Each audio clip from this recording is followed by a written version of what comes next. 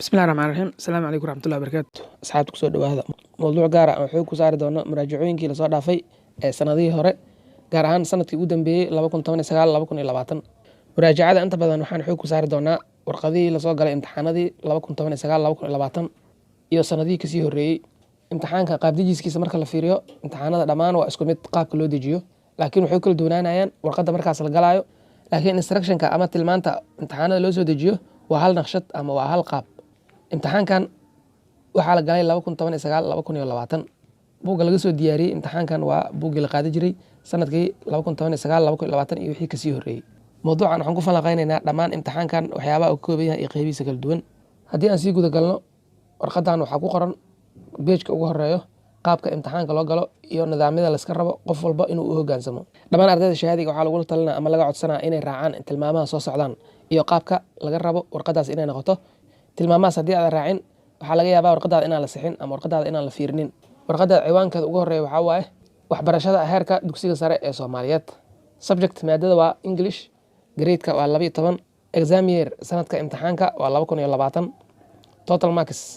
warqadan buundooyinka lagu qaado doono ama markeska lagu saxaayo dhammaan waa 100 buundo allowed time waqtiga imtixaanka la ogolyahay ama ardayga loo ogolyahay inuu ku jiro waa 2 saacadood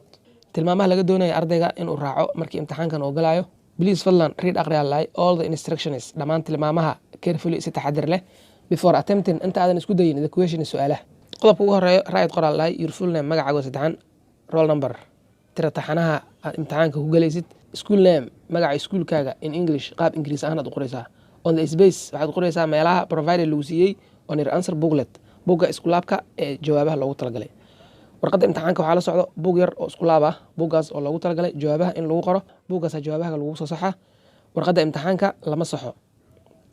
qodobka labaad right qoraalahay all your answers dhammaan jawaabahaaga on the booklet waxaad ku qoraysaa buuggaas loogu talagalay jawaabaha buuggaas haddii aad ku qorin oo warqaddan imtixaanka aad ugu jawaabto jawaabahaas wax lagu saxay ma ahan waxaa loogu talagalay buuggaas in lagu qoro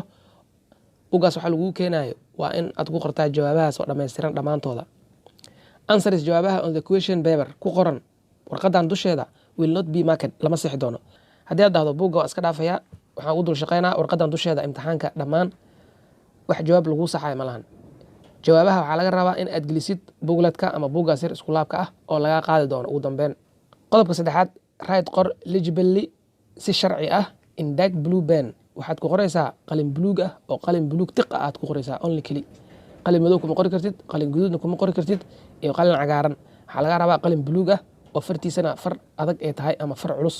qodobka afraad answer ka jawaab lahay all questions dhammaan su'aalaha as provided lagugu siiyey in the question paper warqadan su'aalaha lagugu siiyey dhammaantooda waa inaad ka jawaabtaa all rough work dhammaan shaqooyinka aad qabato shaqooyinka qoraalka adiga farta aad ku qoraysa aad qabato must be on the answer booklet waa inaad ku qortaa ama ku guurisaa buugga yar ee lagu keenayo oo bookletka oo la socdo warqadda imtixaanka anigoo shaqo walbo outside oo banaanka ka of the answer booklet buuggaasi lagu siinayo wax walbo banaanka ka ah will not be marked lama sixi doono qodobka lixaad adher u hoggaansamaan lahay to the examination regulations xeerarka imtixaanka and allowed time iyo waqtiga lagu ogol yahay u hoggaansam haddii aad raacin dhammaan tilmaamahan lagugu sheegay beejka ugu horeeyo ee warqadda imtixaankaaga waxaa laga yaabaa imtixaankaada in muhiimadda aan la siinin ama aan la danayninba waxaa looga baahan yahay ardayda dhammaan inay u hoggaansamaan sharciyada imtixaanka qaybta hore ee instructionka warqadda imtixaanka lagugu siiyey dhammaan waa inaad fulisaa haddii aadan fulinin waxaa laga yaabaa imtixaankaada in aan la sixin ama imtixaankaada inuusan lahayn wax micno ah qodobka ugu dambeeya toddobaad check hubiyaa lahay that your examination question paper warqadaada imtixaanka has inay leedahay 5 printed pages 5 page oo lasoo printer gareeyey ama lasoo computer gareeyey excluding marka laga reebo the cover page qaybta ugu horeyso ee hadda aan akhrinayno tilmaamaha ku yaalaan marka laga reebo imtixaanka wuxuu ka koobnaa doonaa 5 page laga yaabaa inuu ka bato warqada inta page ay ka kooban tahay waxaa lagu sheegi doonaa halkaas halka laga leeyahay 5 printed pages waxaa la dhihi karaa